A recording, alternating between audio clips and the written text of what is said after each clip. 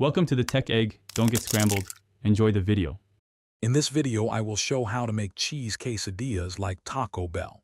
First, let's gather our ingredients.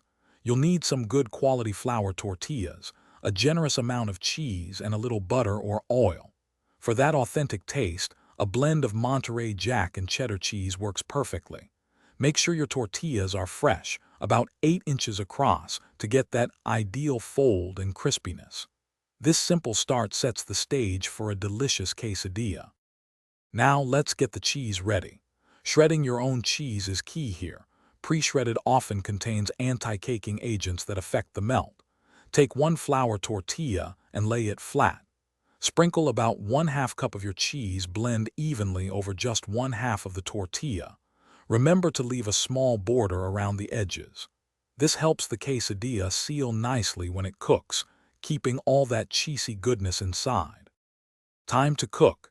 Heat a non-stick pan or griddle over medium-low heat. Add a small pat of butter or a drizzle of oil to coat the surface. Carefully fold the empty half of your tortilla over the cheese-covered half, pressing down gently to seal the edges.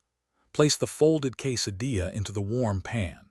Cook for about 2 to 3 minutes on each side, or until it's beautifully golden brown and the cheese is perfectly melted and gooey. Once your quesadilla is golden and the cheese is bubbling, remove it from the pan.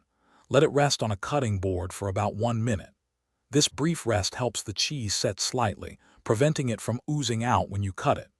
Then, using a sharp knife or pizza cutter, slice the quesadilla into 3 triangular pieces, just like your favorite fast food version.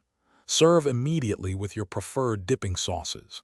And hey, for making meal prep a breeze, check the description for a link to some fantastic leak-proof containers and other great deals.